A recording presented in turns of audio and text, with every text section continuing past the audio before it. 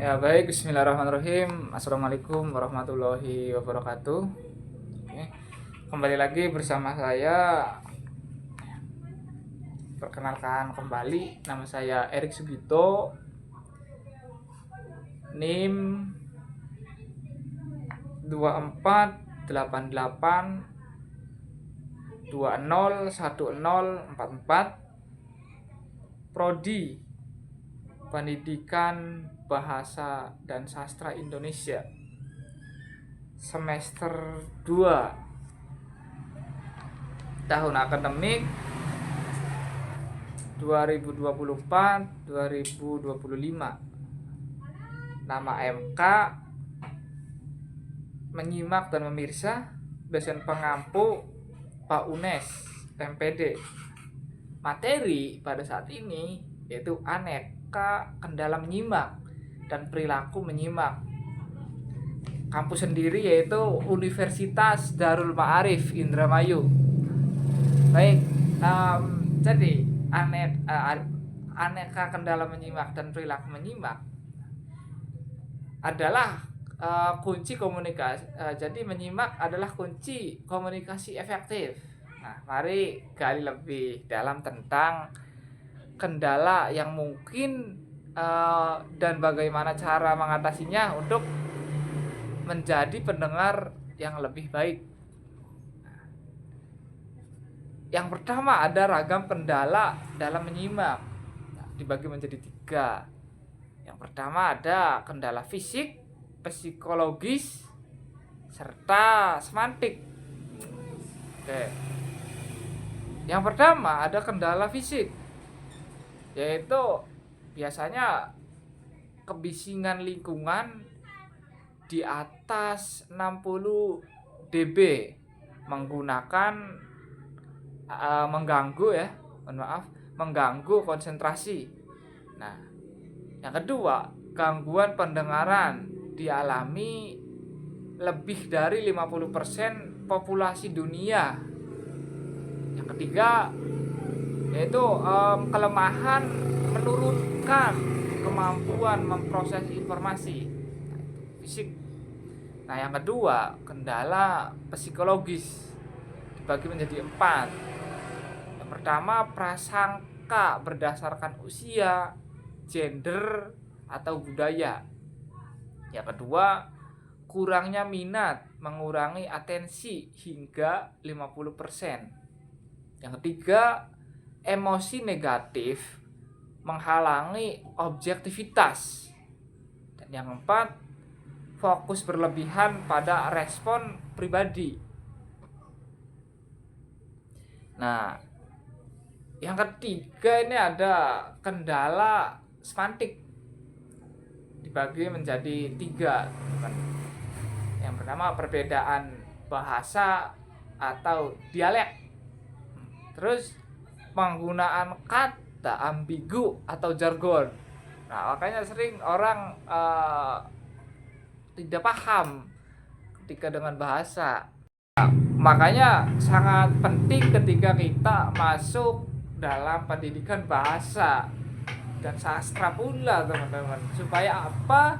Nah, di sini juga sudah jelas dalam kendala semantik itu perbedaan bahasa atau dialek. Nah, makanya ketika kita masuk dalam bahasa serta sastra, teman-teman akan lebih keren berbahasa serta dialektikanya. Nah, terus yang kedua ada penggunaan kata ambigu atau jargon tadi. Nah, terus yang ketiga, perbedaan interpretasi makna kata. Nah, sudah jelas dalam bahasa Indonesia kita diajari tentang bagaimana kita memahami huruf, ya apa font dan fonem, serta banyak sekali, teman-teman. Nah, oke, kita lanjut saja. Nah, jadi ada efektif versus tidak efektif. Nah, dibagi menjadi 4 sih. Nah, oke, teman-teman. Jadi yang pertama ada kontak mata nih. Jadi kontak mata itu sangat penting dalam menyimak. Nah, jadi menunjukkan perhatian dan rasa hormat. Nah, makanya ketika mata kita kemana-mana itu meragukan dengan sang pembicara. Nah, yang kedua, respon verbal dan nonverbal. Jadi apa ya? Menggunakan bahasa tubuh gitu. Respon verbal dan nonverbal. Artinya dengan mengangguk, tersenyum, bertanya untuk menunjukkan pemahaman seperti itu. Terus yang ketiga, hindari interupsi. Maksudnya hindari interupsi di sini. Jadi biarkan dulu pembicara menyelesaikan kalimatnya. Nah, jadi kita kritis boleh, tapi tahu tempat. Artinya contohnya dalam ada seorang yang sedang khutbah, kita interupsi. Nah, itu tidak pas. Makanya kita tahu tempat lah, teman-teman. Hindari interupsi itu. Nah, yang keempat, catat poin penting.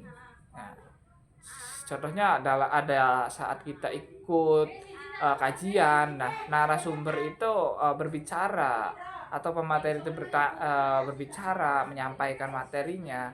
Nah, mungkin kita akan lupa ketika tidak mencatat poin penting. Nah, makanya di sini poin keempat supaya efektif. Nah, itu mencatat poin penting. Artinya supaya membantu mengingat informasi. Oke. Nah, di sini ada strategi mengatasi kendala. Nah, yang pertama, lingkungan tenang. Jadi pilih tempat minim gangguan. Contohnya seperti kita sedang menikmati sebuah teh dengan suasana yang nikmat, ditemani dengan senja yang indah. Artinya lingkungan kita itu bisa lebih enak ketika kita sedang menyimak ataupun memirsa. Terus yang kedua, menggunakan alat bantu jika diperlukan. Yang ketiga, istirahat yang cukup. Pastikan kondisi prima. Artinya ketika kita badan sehat, enak juga untuk mengikuti segala yang kita ikuti, menyimak, memirsa, enak semua ketika badan kita sehat. Tapi ketika kita sakit, aduh, bingung buat ikut seperti itu, Bun. Nah, jadi untuk mengatasi kendala psikologis, nah bersikap terbuka, kelola emosi dan fokus pada pesan, atasi kendala semantik dengan mempelajari bahasa, meminta klarifikasi dan memahami konteks.